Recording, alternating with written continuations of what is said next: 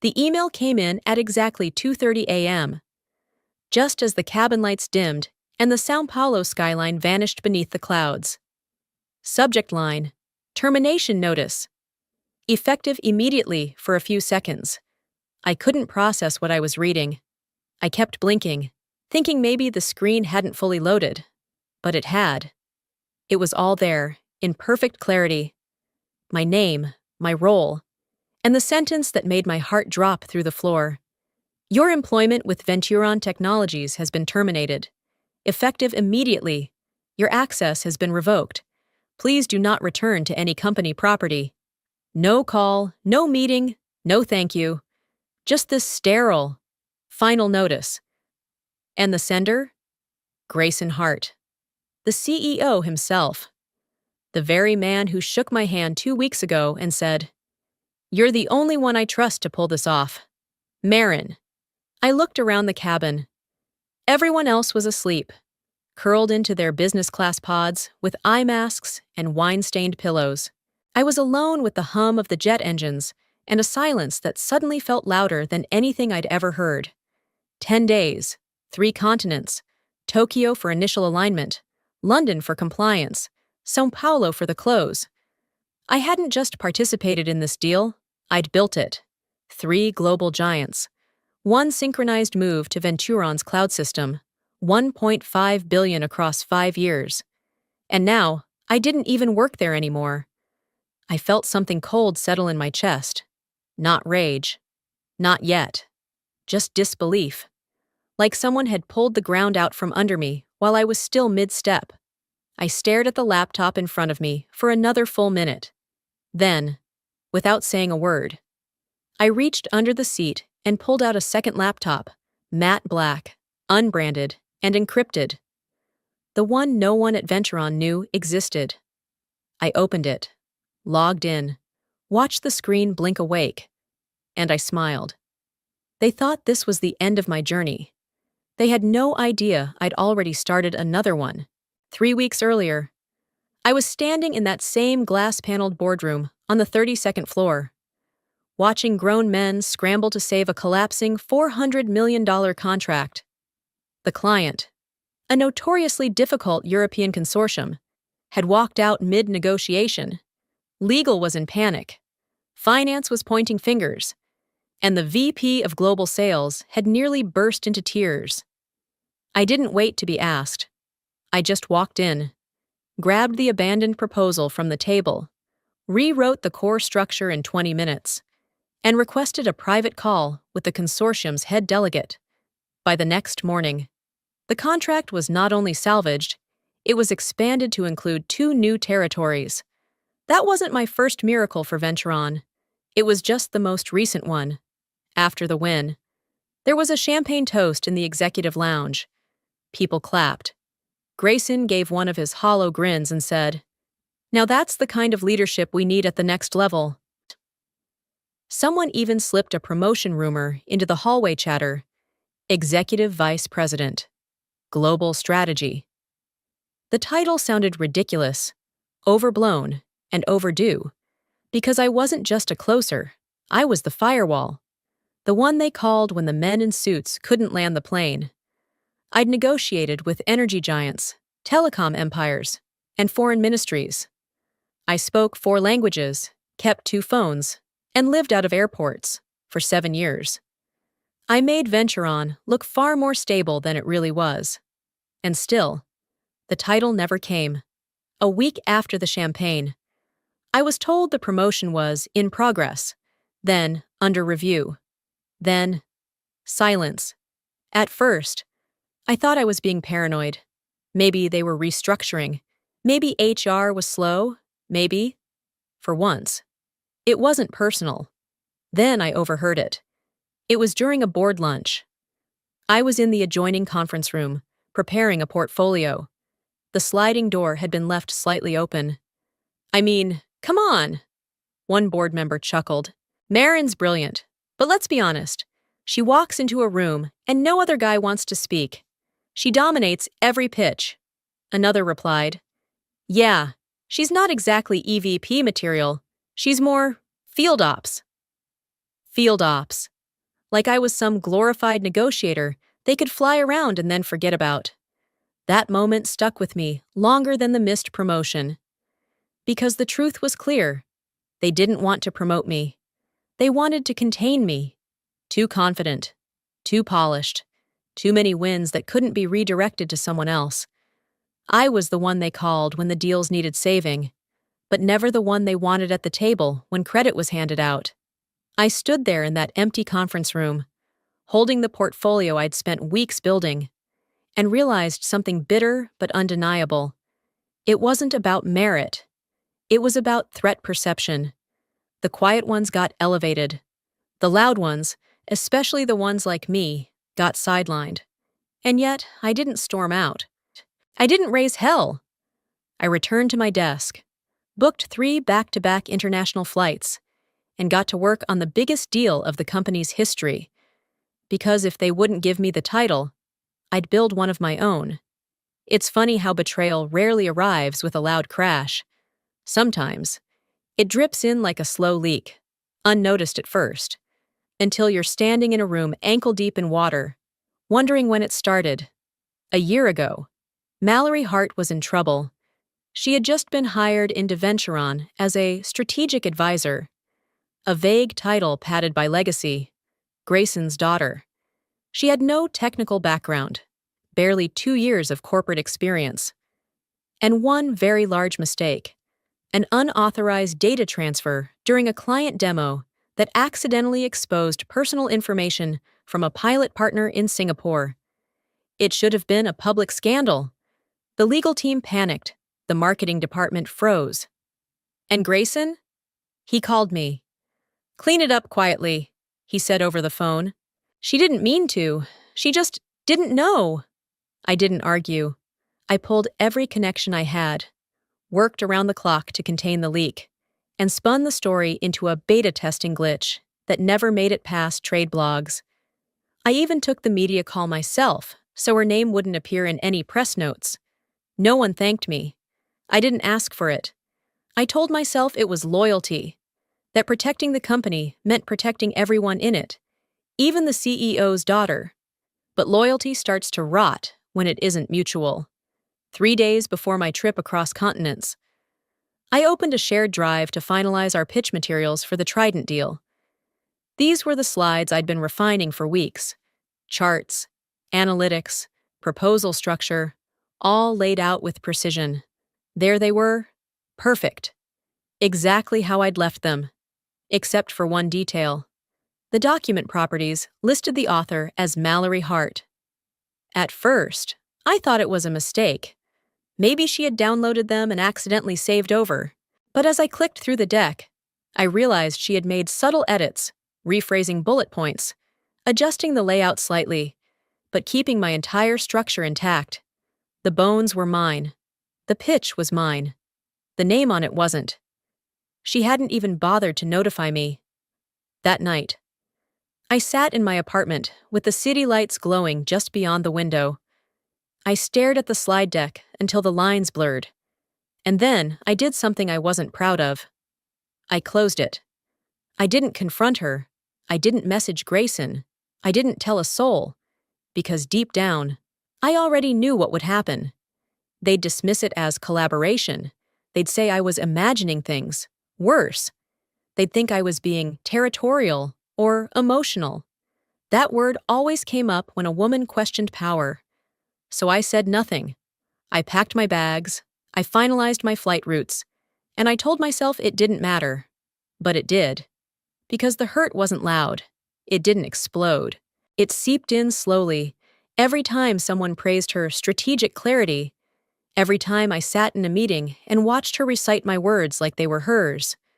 I had protected her, covered for her, saved her reputation. And now, she was erasing mine. I've never been one to panic. Not when deals collapse. Not when executives melt down in boardrooms. And certainly not when my own future begins to shift beneath my feet. So when I realized the promotion wasn't coming, when I saw Mallory's name on my slides and felt the weight of erasure pressing in, I didn't yell. I didn't storm out. I pivoted. quietly, strategically. The truth was, I had already started building the parachute 6 months earlier, not because I expected betrayal, but because experience had taught me. Power respects leverage, not loyalty. Venturon didn't always look the way it did now. When I joined, it was scrappy, still climbing toward mid-tier status, full of sharp minds and real ambition. Over time, as investors poured in and politics took root, the soul of the company shifted. Grayson stopped hiring the best candidates and started promoting the safest. The innovation team was gutted, compliance was weaponized, and anyone with independent ideas was gradually frozen out. Many of those people were my friends. Some were mentors. All of them, like me, had quietly kept building, just no longer for Venturon. I called the project Trivanta. No splashy pitch deck, no seed round fanfare. Just a name, a legal structure, and a growing team of former engineers, product strategists, and compliance specialists who understood the pain of being left behind by the very machine they helped create. Every part of Trivanta was designed to correct the exact things Venturon had broken: agility instead of bureaucracy, transparency instead of control, and above all, client-centered thinking. We didn't announce it. We didn't need to. It wasn't a revenge company. It was a future waiting to be activated. Still, I kept it quiet. I was still under contract, still earning their trust, and I had no intention of burning a bridge unless someone else lit the match first. That moment came sooner than I expected. It was during a long dinner in São Paulo, seated across from Luiz Mata, the CEO of Brasilink, one of the 3 legacy firms in the Trident deal. We'd just completed our 3rd round of proposal fine-tuning, and he was nursing a glass of whiskey. His tie loosened, the pressure of billion-dollar decisions momentarily off his shoulders. He looked at me, serious, quiet, and asked a question I wasn't prepared for. "What would it take for you to lead instead of follow?" I paused, fork halfway to my mouth. He continued, "You don't speak like an employee. You speak like someone who built something from the ground up. So why aren't you running the company?" I laughed, gently. "Because someone else inherited it." He smiled but didn't laugh. "But if you ever decide to change that, call me. Some of us prefer to back leaders, not logos." That moment stuck with me.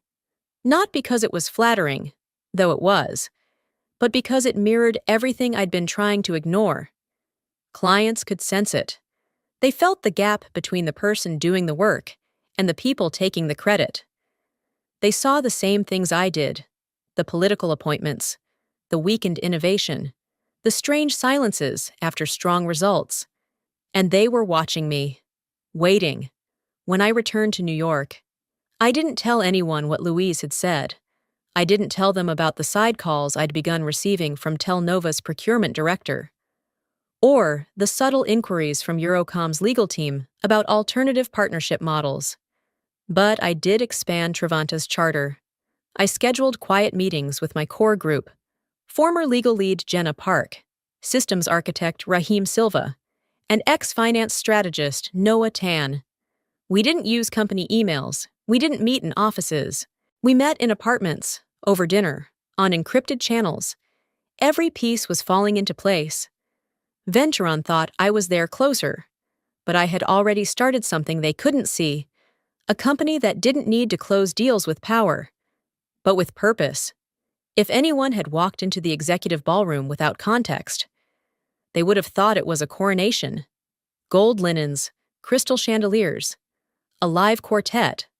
The company had spared no expense for the Strategic Growth Gala, which, in reality, was a celebration of Mallory Hart's sudden promotion to Vice President of International Strategy. The irony was hard to swallow. I had built that department, literally from scratch. Back when it was just me, working from 3 time zones out of a suitcase, trying to convince European partners that Venturon wasn't just another overpromising tech firm. Back when the idea of international strategy was considered too ambitious for a mid-tier company barely holding its domestic ground. I had carved that path with grit, late-night flights, and fluency in 6-letter acronyms. And now I was standing under a chandelier, smiling through my teeth, holding a champagne glass I hadn't sipped from, pretending to toast the woman who had taken my title, my team, and my narrative. Mallory was radiant. Of course. Blonde blowout, sleek navy sheath dress, speaking points rehearsed to perfection. She clinked glasses with board members and dropped buzzwords like multilateral integration and cross-border scalability, while the PR team captured it all. "Thank you all," she said, lifting her glass. "It's an honor to take on this role and continue the strategic vision our company has pioneered." I stood behind her, half in the spotlight, half in the shadow. No mention of my name. Not a single reference to the deals I had just closed in Tokyo or the negotiation frameworks I had drafted. Jenna Park, my former legal partner, and now, secretly, one of Travanta's founding team, brushed past and whispered behind her glass. "This is surreal." Surreal was generous. People I had worked alongside for years now avoided eye contact. A few of the more decent ones offered awkward half-smiles, the kind that said, "I know this is wrong, but I also want to keep my job." Grayson took the mic toward the end. Still tall, still smug in his perfectly tailored suit. He had the kind of voice that could sell sincerity to a room full of cynics. "We've watched Mallory grow into this role," he began. "And I can think of no one better to lead our most important initiative yet, our global expansion through the Trident Partnership." I froze. The room clapped. Then he turned slightly and added, "And she'll be shadowing Maureen on the upcoming trip as part of that transition." Shadowing me. As if I was a mentor. As if I had agreed to train the woman who'd taken the title meant for me. In a department I'd built. On a deal I was about to close after 10 months of grinding across time zones. I felt my stomach twist. I wanted to laugh, or scream, or throw my champagne into the ice sculpture shaped like a globe. Instead, I nodded. I even managed a smile, trained and sharp. People clapped again.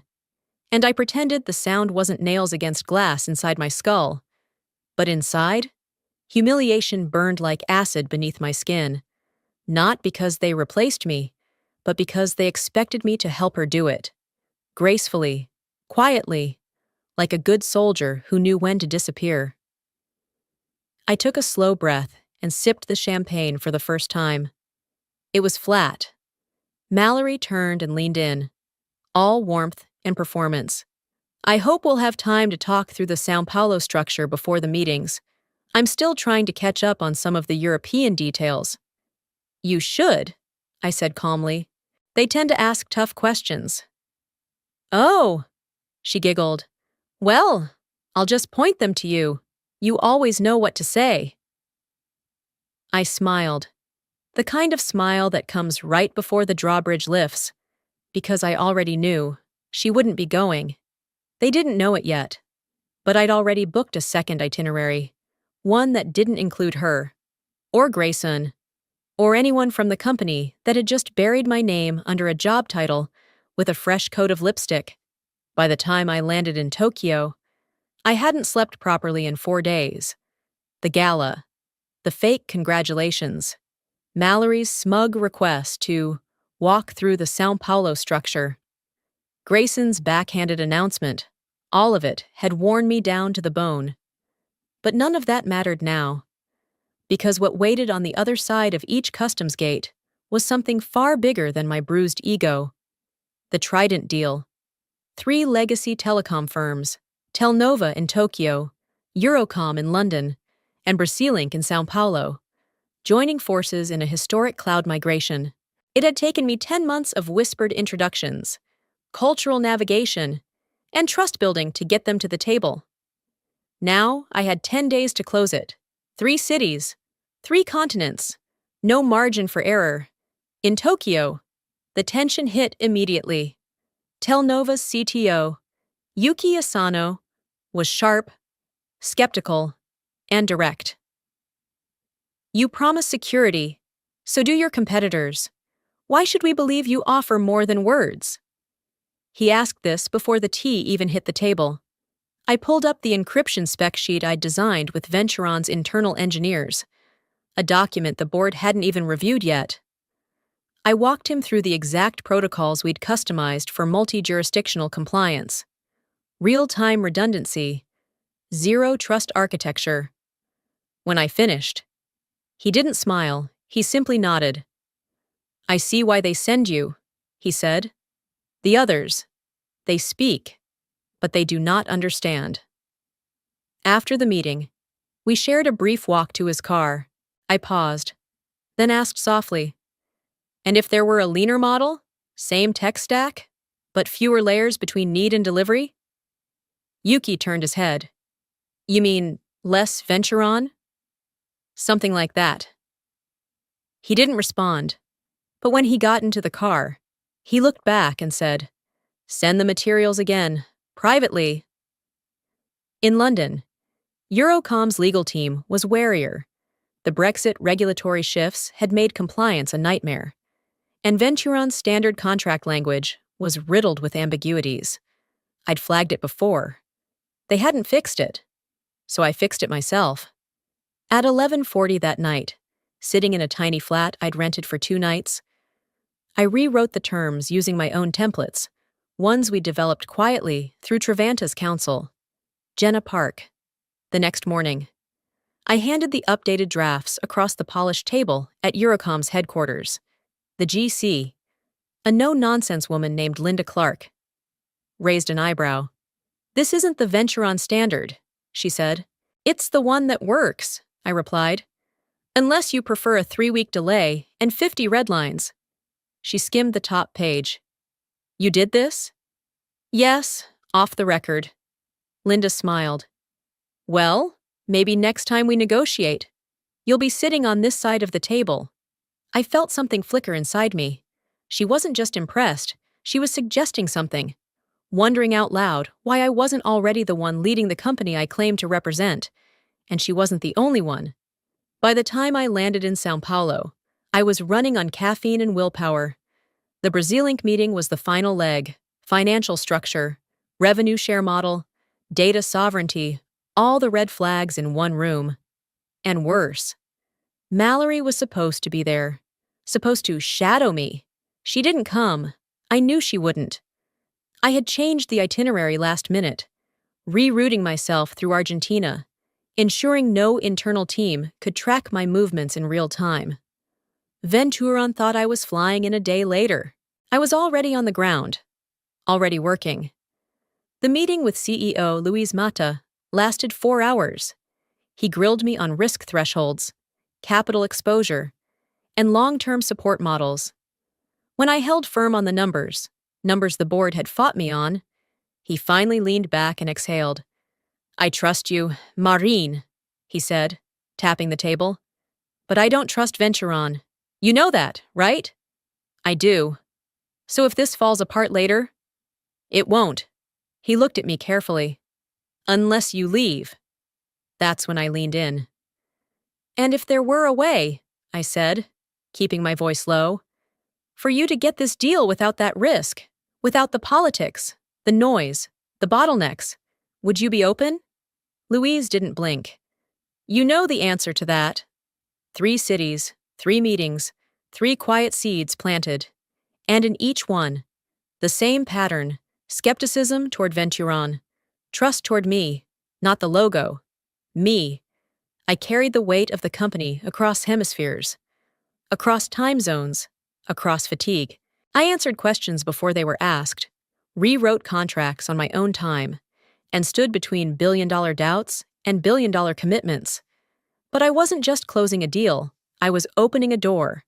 The cabin lights dimmed just as we crossed the equator. I had been staring out the window, the vast darkness below stretching endlessly, when I opened my laptop to review the São Paulo meeting notes one more time. The contract summary was pristine. The numbers matched. The client was in. The deal was done. It should have been the proudest moment of my career. Instead, the screen glitched. The internal server booted me out. I tried again. Access denied. I clicked into Slack. Session expired. My company calendar disappeared. My Outlook went blank. Then, an email. Subject: termination notification. Effective immediately. Sender: Grayson Hart. I read the first line, and my chest tightened like a vice. Marin. Effective immediately. Your employment with Venturan Technologies is terminated.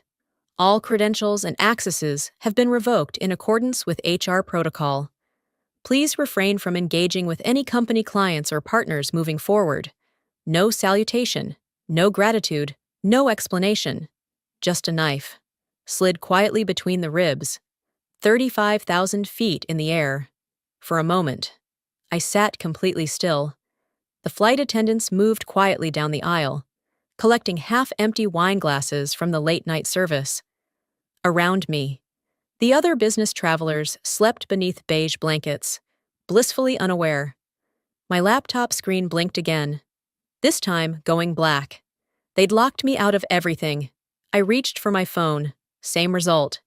VPN blocked. Credentials invalid.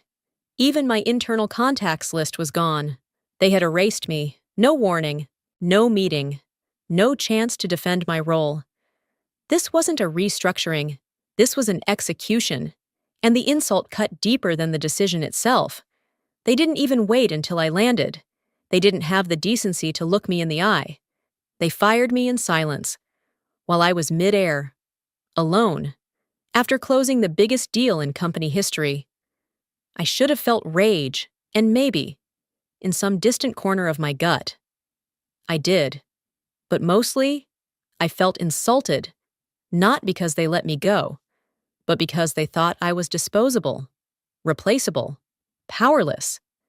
They fired me like someone who hadn't just carried their entire international growth strategy on her back. They thought cutting access would cut control. They thought that revoking my email would revoke my influence. They thought I had no backup. They were wrong. 6 weeks earlier, long before Grayson's quiet power plays. Before Mallory's fake promotion, I'd followed protocol and initiated a private backup of my Trident deal notes. The legal team had approved it as a precaution. Standard for high-risk deals conducted across borders and languages. I had it all. The pitch decks, contract versions, financial modeling, call transcripts, even handwritten client feedback. They said I had no right to engage with clients. They forgot. I was the only reason those clients were still engaged at all. I reached under the seat, pulled out the matte black laptop I never synced to Venturan systems, and placed it on the tray table. It hummed quietly to life. Encrypted. Offline. Untouchable. The wallpaper glowed in the dark cabin light. A simple logo. Half finished. Trivanta. I opened the encrypted folder. Everything was there. Each market strategy. Every clause in every version of every contract. Secure, legally sound, mine. The fury finally flickered, but not as fire, as resolve. Grayson hadn't just fired me, he'd freed me. They thought cutting me loose mid-air would break me, but all it did was cut the rope holding me back. I opened a clean document, placed my hands on the keyboard, and typed 3 simple words. Let's begin. Then I closed the lid and leaned back. Outside the window, the sky was still pitch black, but for the first time in months, I saw a clear horizon. The city looked the same, from the back seat of the taxi. I watched the skyline crawl past, steel and glass towers soaking in late morning sun, yellow cabs weaving in and out, pedestrians rushing with coffees and phones like nothing had changed. But for me, everything had shifted. It was 8:40 a.m. when we pulled up to the Venturan headquarters. I paused before getting out, staring at the building I'd entered almost every day for the last 9 years. It looked smaller than I remembered. Or maybe I was just seeing it differently now, less as home, more as a place that never truly belonged to me. As I stepped into the marble-floored lobby, the security guard, Daniel, who used to wave me in with a grin, froze. "Ms. Blake," he said, shifting awkwardly. I wasn't told you'd be coming in today." "I wasn't told I wouldn't be," I said calmly, holding up my badge. I pressed it against the gate. Nothing. Red light. Access denied. Daniel winced. "I'm really sorry. It's just HR flagged the system this morning." I nodded. I didn't argue. It wasn't his fault. He looked more uncomfortable than I did. But as I stood there, half in and half out of the place I had given the best years of my life to, a strange feeling washed over me. Not rage, not grief. Just displacement. Like I was a ghost, haunting a life that no longer existed. I waited for the elevator anyway. The receptionist didn't greet me. She barely looked up. Someone else had taken my name off the board outside the 27th floor meeting room. The digital display now read, Strategic Integration, VP M. Hart. By the time I reached my old floor, the silence felt surgical. Every familiar face seemed to avoid eye contact. The junior analysts who used to greet me with eager updates stared into screens. One even stood up and quietly walked toward the break room the moment I stepped out of the elevator. No welcome, no question, no curiosity. My desk was already stripped bare. The plants I'd kept alive through jet lag and budget cuts were gone. The framed client thank you letter from Eurocom vanished. Even my chair had been replaced with a newer one, the tag still hanging from the back. I stood there for a moment, staring at the vacant surface where my entire professional identity had once lived. My nameplate had been removed. Not moved. Removed. On a table nearby, I spotted a copy of the internal newsletter. The headline read, Mallory Hart to lead Trident Partnership in Global Expansion Push. I picked it up and scanned the article. Following Marin Blake's transition out of the company, VP Mallory Hart will assume full control of the Trident client integration strategy. Transition, a sanitized word for what had happened. No acknowledgement of the woman who had built the deal. Flown across 3 continents to negotiate it. Or, personally, salvaged 2 of the 3 contracts from collapse. I dropped the newsletter into the trash. Then I left. Back on the street. The city felt louder than before. The honks sharper. The air colder. People bustled past, and none of them knew, or cared, that I had just been erased. I walked a few blocks to the old hotel I used to use between international flights. They knew me there. No one asked questions. They gave me a room on the 15th floor overlooking the river. I closed the curtains, took off my shoes, sat on the edge of the bed, and for the first time in days, I allowed myself to feel it. The hollow space. Not grief, not defeat, but the realization that the place I had poured myself into had never truly seen me. They had used my brain, my voice, my presence, and now, with the stroke of a keycard and a press release, I had been deleted like a line in an outdated spreadsheet. But I wasn't broken. I was free. I pulled out my laptop, not the one they shut down. The other one, the Black Maddie machine that still held the future I had started designing in secrecy. I opened the secure client portal Jenna and Raheem had helped build. The encryption was flawless, clean, ready. I clicked open the contact list, Louise Mata, Yuki Asano, Linda Clark, and then, without hesitation, I sent 3 emails. Each one had only 4 words. The door is open.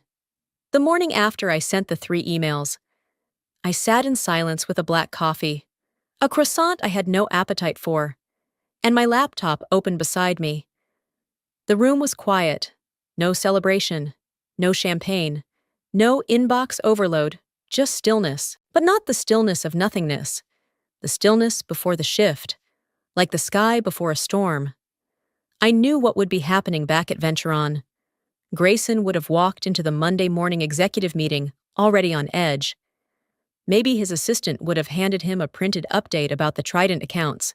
Except this time, there would be no forward momentum, no eager messages from the clients, no check-in notes from my side, because I was no longer on their side, and neither, it seemed, were the clients. According to Jenna, who still had friends embedded in legal, Grayson placed the first call to Yuki Asano at 9:15 a.m. No answer. He tried again 20 minutes later. Nothing. By 10 o'clock a.m., he looped in Mallory and the interim strategic team. They attempted Eurocom next. Linda Clark had always been responsive, direct, efficient, the kind of person who replies to emails within the hour and doesn't tolerate delay. That morning, the line rang 7 times before going to voicemail. At 10:40 a.m., a follow-up email was sent to her office address, a second to her legal team. Both bounced back. Out of office. Please direct all Trident-related inquiries to your current point of contact. Except, they didn't know who that was anymore. By 11:30 a.m., the panic had set in. They called Brasilink. Louise Matta's assistant answered and said he was unavailable. Unavailable today? Grayson asked. No, she replied calmly. Unavailable, for Venturon. He didn't know what to say. He demanded an explanation, but none came. Instead, the line went dead. Back in my hotel suite, I refreshed the client dashboard quietly. Trevanta's new portal, built with Raheem's design, tracked every client interaction in encrypted logs.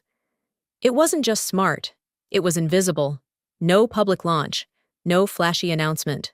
Just clean, secure, human-first onboarding. All 3 clients had signed into the system within the hour after my message. Each of them had scheduled exploratory sessions with the Trevanta team. Nothing dramatic, just quiet steps toward transition. It was all happening without noise, without confrontation, no lawsuits, no threats. Just silence. The kind that speaks volumes. The kind of silence that tells you everything you need to know about who still holds the conversation and who has lost it entirely. Venturon wasn't being attacked. It was being ignored. And for a company like that, silence wasn't absence. It was a verdict. Around 1 o'clock p.m., Grayson tried one last move. He had someone from investor relations reach out to all 3 client firms publicly, framing it as a consolidation update and requesting joint press statements to confirm Venturon's continued leadership on the Trident project. Only one of them replied. It was a short message, no greeting, no signature block. Venturon no longer speaks for us. You do. I stared at the words on my screen for a long time. They were simple, unpolished, but they held more weight than any title Venturon had ever given me. I didn't respond immediately. Instead, I stood and walked toward the floor-to-ceiling window. The city pulsed beneath me, unaware of the quiet unraveling taking place 32 floors above where I used to sit. The place that fired me without a voice was now losing deals in a language they no longer understood. Not loud, not public, just gone. Jenna called that evening. "They're scrambling," she said. "Mallory's panicking. Grayson thinks you're behind it all, but no one can prove anything. The clients won't return any of their calls." "They don't need to," I replied. "Are you sure you don't want to?" "I don't know. Make a statement? Go public?" I looked at the glowing monitor. At the new Trevanta homepage Raheem had just published. It didn't say my name anywhere. No founder section, no about me, just the logo, a line of code in the footer, and a promise. What we build belongs to those who build it. "No," I said softly. "Let them sit in the silence a while longer." Because this wasn't revenge. This was clarity, delivered without noise. And it was only just beginning. At 9:30 a.m., the press release went live. No flashing banners, no launch event, No breathless LinkedIn threads. Just a simple, elegant announcement published directly through Trevanta's media relations portal, distributed quietly, purposefully, and irreversibly. Trevanta Inc. is proud to announce a multi-continent strategic partnership with Telnova, Eurocom, and Brazil Inc. The agreement, valued at $1.5 billion over 7 years, will deliver secure, modular cloud integration across 3 regions, redefining global enterprise connectivity. For media inquiries, please contact press@trevanta.tech. Signed, Marin Blake, CEO. That was it. No mention of Venturon. No fanfare. Just precision and presence. The emails started trickling in by 10 o'clock a.m. Not from my former colleagues, from journalists, analysts, VC scouts, people who had never heard the name Trevanta before this morning, people who now wanted to know how a company with no website until last week had just pulled off the most seamless acquisition of 3 legacy clients in a single stroke. By 10:45 a.m., the first trade article went live, then 2 more, then 6. By 11:15 a.m., TechWatch Global posted a headline that made me lean back in my chair, take a slow sip of tea, and smile. The silent takeover, who is Trevanta, and why is everyone at Venturon panicking? Back inside Venturon's glass tower, silence turned to chaos. Mallory had locked herself in the conference room with 3 of the junior comms managers, her voice rising just barely through the soundproof walls. Jenna had sent me a text from legal. They're trying to write a counterstatement. Grayson wants to blame external sabotage. I didn't respond. There was nothing to say, nothing to argue. Grayson hadn't been sabotaged. He had simply been outmaneuvered. The thing about building power quietly is that no one sees it coming until it's already done. They don't know where it started, or how far it spread. They just know, suddenly, they're not in control anymore. That was the difference between noise and clarity. Venturon had noise. I had clarity. By 12:20 p.m., Financial Chronicle called the move the boldest silent shift in enterprise tech since the Altavix pivot of 2011. By 1:15 p.m., Trevanta's inbox had over 70 partnership requests and investor meeting invitations, none of which we accepted. Not yet. Not until the foundation was fully sealed. Meanwhile, the clients, Yuki, Linda, Louise, stayed utterly silent. Not one press quote, not one explanatory tweet. They had no reason to explain. They had simply chosen differently, and they had chosen me. Raheem walked into the hotel suite around 2 o'clock p.m. with a bottle of non-alcoholic champagne and a printed copy of the press release. Like we were old-school startup founders. "You gonna frame this?" he asked, grinning.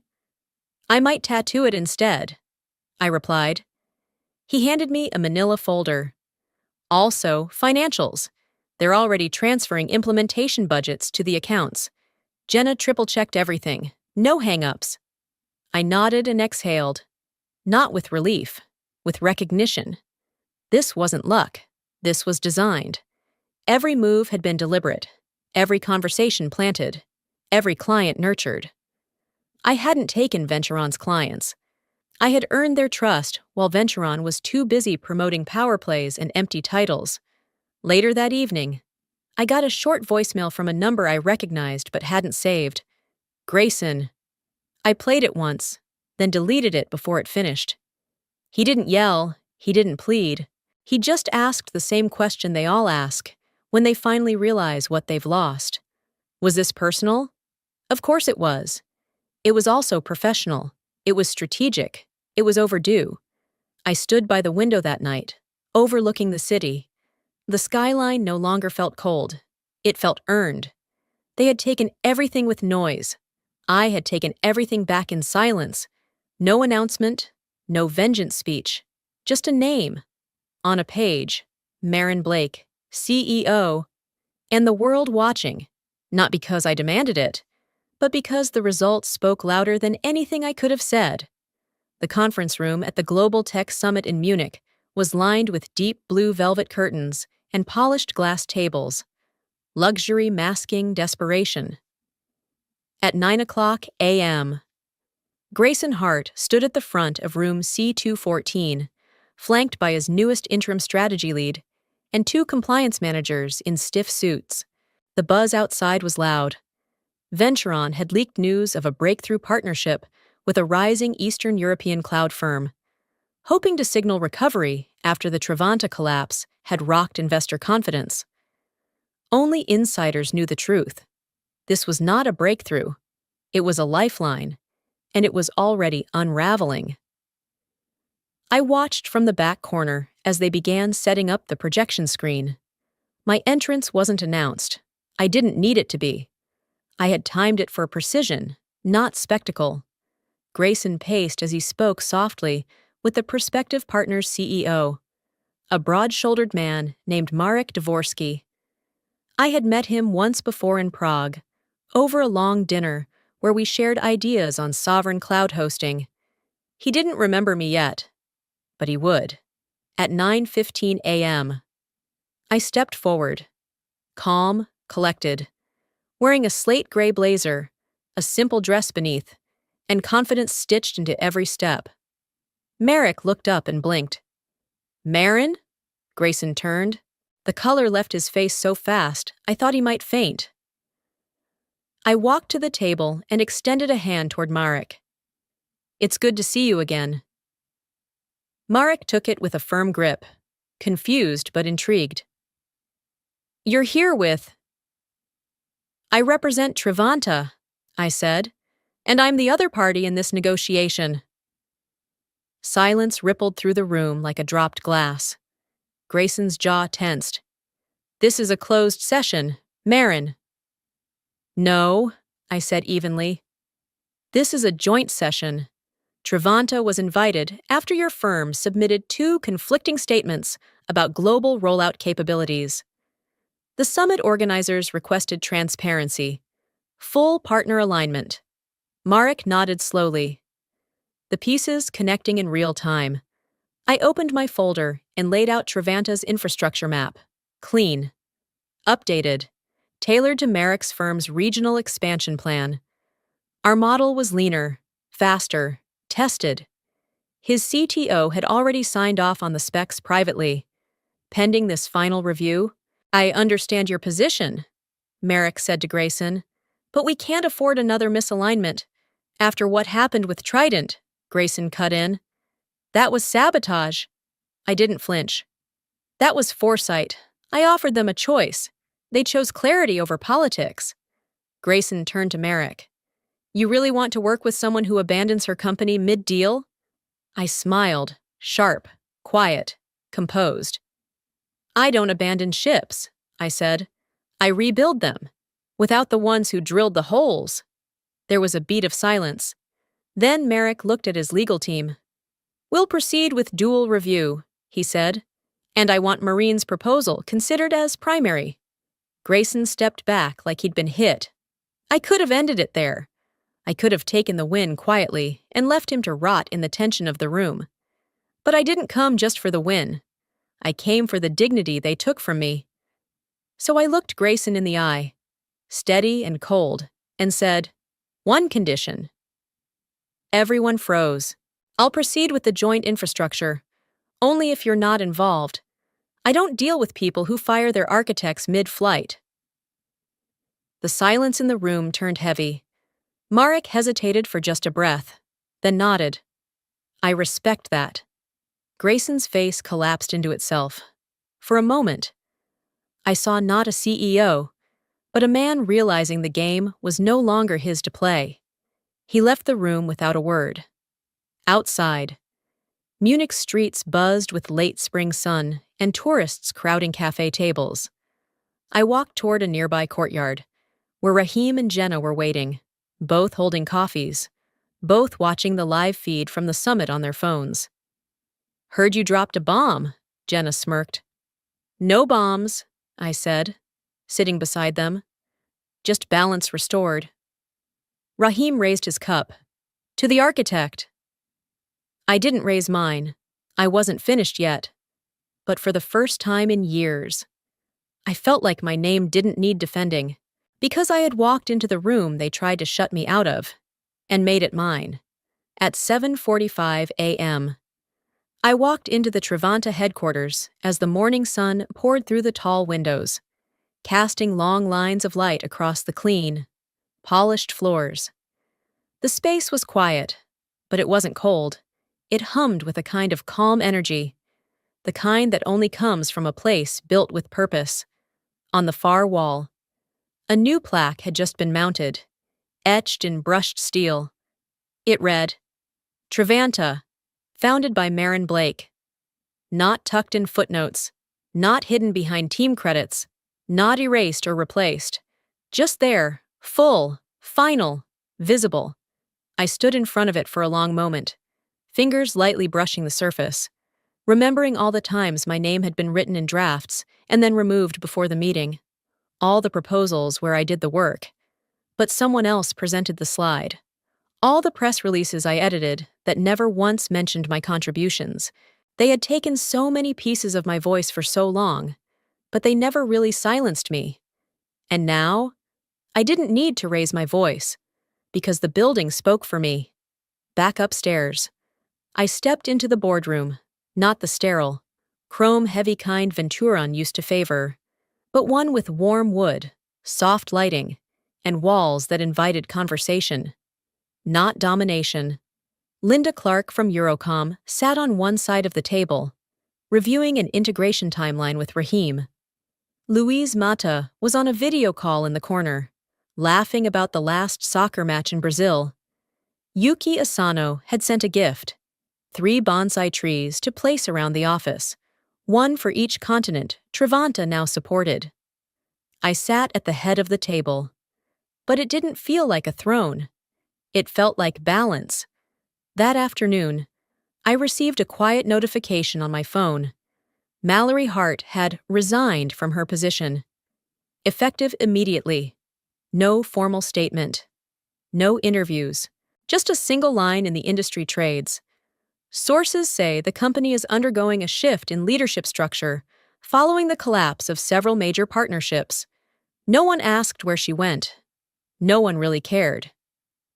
An hour later, another notification came through. Grayson Hart removed from the Venturon board by unanimous vote. There was no scandal, no lawsuit, no meltdown on camera. Just removal. A slow, quiet unraveling that mirrored exactly how they had tried to erase me. Only now. They were the ones disappearing, without sound, without legacy, without anyone fighting to preserve their place. And me? I didn't cheer, I didn't celebrate, because this had never been about revenge. It had always been about something simpler, more sacred, reclamation. When I signed the final consolidated contract later that day, a joint agreement unifying all 3 Trident partners under one multi-regional architecture, I didn't hesitate. I didn't think of the $1.5 billion. I didn't think of the headlines or the vindication. I just thought of my name, Marin Blake, and how, for the first time, I was signing as exactly who I was. No fear, no disguise, no dilution. I was no longer someone waiting to be recognized. I was remembered by default. Because this time, the foundation had my name carved into the frame. If you've ever had your name removed from a project you bled for, if you've ever stayed silent while someone else got the credit, if you've ever been told to let it go when what they really meant was let yourself go, then hear this. You're not invisible, you're not replaceable, and you're not done. Some battles don't need fire to win. They need focus. They need stillness. They need time. And when the time comes, let your presence speak louder than your pain. If Marin's journey struck something in you, if you've ever been overlooked, underestimated, or erased, don't stay silent. Like this video, leave a comment, and share it with someone who needs to hear it. And if you want more stories where the quiet ones rise, hit subscribe. We're just getting started.